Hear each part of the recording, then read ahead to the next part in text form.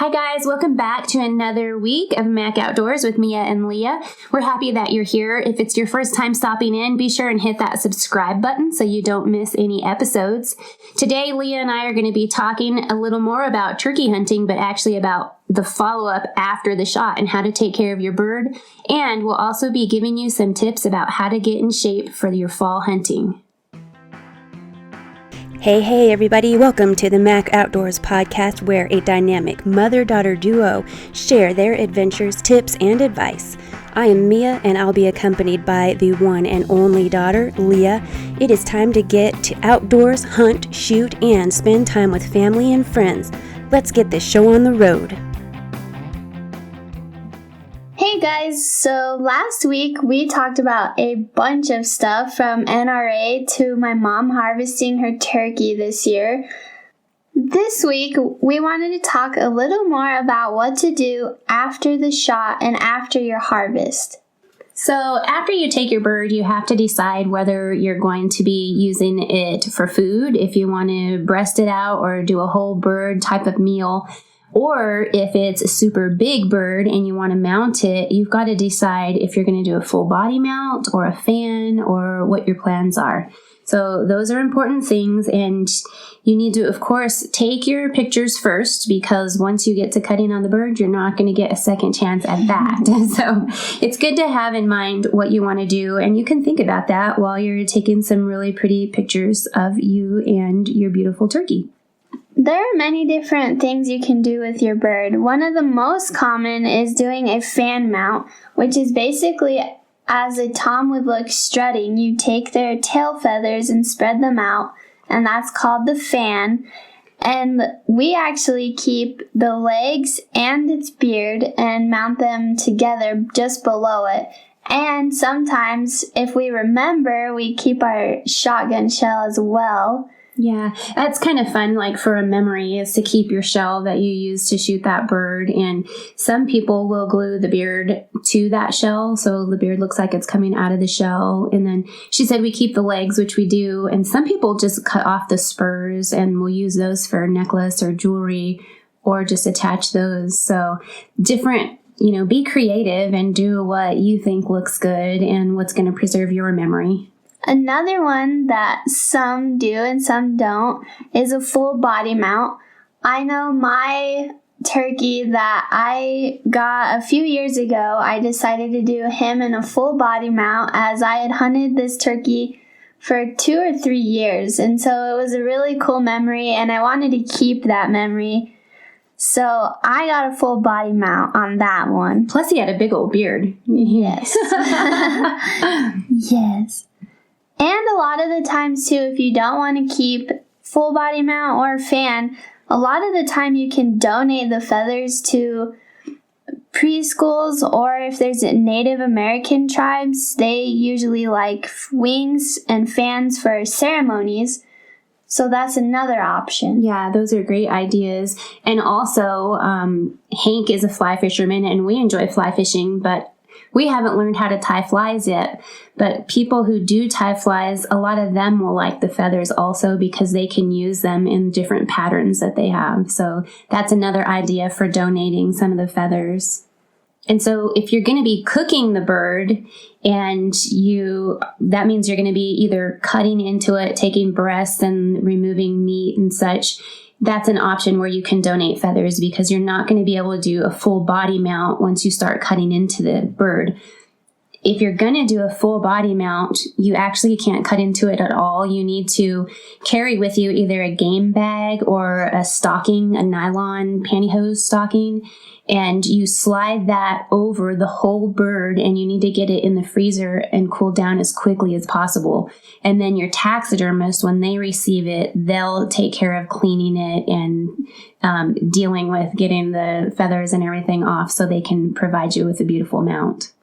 And then as far as cooking, it's really easy to just breast out a turkey. A lot of people don't like to use the legs because, as I'm sure Lea remembers, you cook drumsticks and they're really tough and stringy, because a wild turkey, they're running, they're very fit, and their muscles are really tight in their drumsticks. It's not like the drumsticks you get in the grocery store.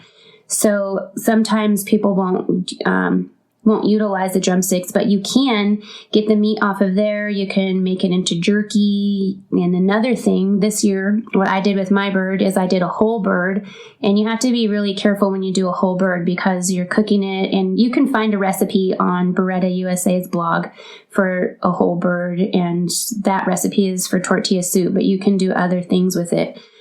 You need to be sure and cut the neck bones out because after you boil it, and Leah can attest, like when you're eating that whole bird stuff, you need to keep an eye out for bones because even though you try to sort through and get them all out, there's still a chance that you might have a small bone in there, and that might be challenging for an elderly person that's eating or even a little young kid that's eating. You don't want them to choke on a turkey bone.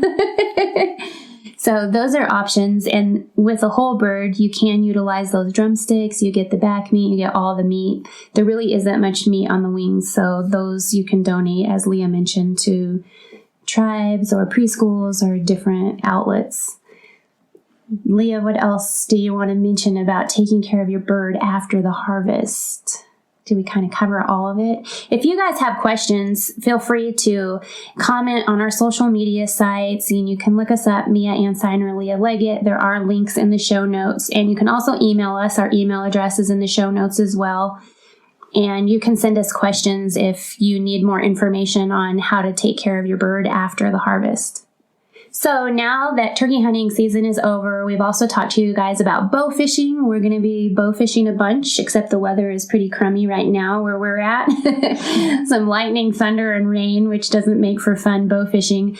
But I also, in the coming weeks, we're going to be getting our draw results, and poor Leah, since she's going off to college, she didn't apply because she's not going to be able to take the time off her first year of school to go hunt.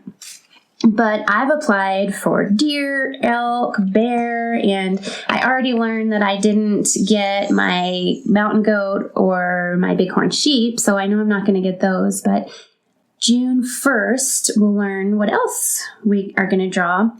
And so right after this break, Leah is going to talk to you about how to get in shape for those high mountain hunts because she is good at it. This summer, whether you're at the range or in the field, WSI Sports HyperTech bamboo tanks, tees, and leggings will have you covered. Visit WSISports.com and use Leah's affiliate code LLCO10 for 10% off your purchase. All products are proudly made in the USA. WSI is bringing back pride in American-made clothing. Again, that's LLCO10 for 10% off your order at WSISports.com. Welcome back. We have a lot of steep terrain here in Colorado, and to hunt elk, most of the time you're going to have to hike up a mountain and down another. So it is important to get in shape for your hunt. And especially for me, I know I struggled with it as I had a knee injury and a back injury. So staying in shape is good. So don't put it off till a month before your hunt. You should be starting now or continuing all year. Right. All year is a really good tip. And the reason we want to talk to you guys about being in shape is because hunters that come and hunt with us, that's probably the number one thing we see is that they're not in shape for the hunt, and it really does slow you down and it limits your chances of getting an animal. Yes. So it's very important, and all the tips she's going to give you are excellent tips, and you should start doing them now. So a huge tip is to eat healthy. And I know I personally struggle with this one, and I'm sure a lot of people will. Try to cut back on sugary foods, junk food like cookies and Twinkies and things like that. And my goal has been to cut back on soda, as I know I drink a lot of that and it is not great for you. I always try to pack little snacks, healthy snacks, when I go about my day. Nothing too heavy, but granola bars and trail mix. And my mom likes to have her What is it? I like fruits and nuts and stuff like that. And actually, like she's talking about this, these aren't just for the hunt. It's for during your day and regular life as well. If you get hungry, instead of getting really hungry and then being desperate for something and going to the snack machine and getting a bag of chips, you can have these on hand in your bag or your purse or wherever and eat a healthy snack. And then she's also going to talk to you about some other things, but before you start exercise programs, you might want to consult with your doctor or physician before you start on your real journey to fitness. Yes. Another huge one as you go through your days is getting rest. I know a lot of us, I tend to stay up really late and get up early, and that's always not great. But lately I've been trying to go to bed earlier, get up earlier, so I can feel more refreshed, and it actually does work. Yeah, and that's important because all of us in our busy lives, you forget to take care of yourself, and getting rest is important. It keeps your mind alert, but also gives your body a chance to heal and take care of itself as well. Yes. Now, my next point is exercise. There are a lot of ways you can exercise. I know most people will just go to the gym and pump some iron and call it good, but there's a lot of different things that you can do to stay in shape. One big point that I have is, like she said, go talk to your doctor or physician about what you can do to start. And what I did was talk to my trainer at our high school, as he's worked with me through physical therapy, and I had him actually set me up a workout plan to start getting in shape slowly, as I do have a knee injury still that I don't want to push or re-injure, as well as a back injury. So it's always good to know about these things so you don't accidentally hurt them or anything like that. Yeah, you don't want anything flaring up because it might slow you down while you're getting in shape for the hunt. Yes. A lot of things you can do in the summer is hiking and doing 3D archery shoots. We have one at our Easter, and it wasn't an up or downhill hike, but it sure was flat and you had to hike a long ways. So it was still great exercise, and it's always good training for archery. Another one you can do is riding horses. That is a really good way to stay in shape, and you do burn a lot of calories. Yeah, and that's especially important if you plan on going on a horseback hunt. If you booked a hunt with an outfitter and they're going to be taking you on horses, you can go to a horse rental or stables and ride horses if you don't have your own. So that's a good way to get some exercise, get in shape, and also get those muscles prepared for a saddle. And it's an activity you can do with your whole family. Yep, and that would be super fun. Yes. You can also run on the treadmill. And all of these you can really do with a backpack, your hunting pack, and slowly, progressively put more and more weight in there to... Yeah, that'll strengthen your core and it'll get your muscles in shape for carrying that pack and the balance that you're going to need while you're on the hunt. Yes, and especially if you do get a new pack, like I'm hopefully getting soon from Girls with Guns, it's a good way to feel out your pack and things that you might need to adjust or change, or just situate it right where you know it'll be comfortable that very first day that you're on the hunt. Yeah, so Leah, if you get that pack, you're going to have to share it with us and let us know how you like it. Yes. So future episodes, stay tuned, guys. We might learn a little about some packs in one of the future episodes. So another great thing is just going on a walk or a hike. I know around here there's a lot of hiking trails and biking trails, which is also a good way to get in shape. Just walking your dog is easy enough down around the block or out here around the ranch.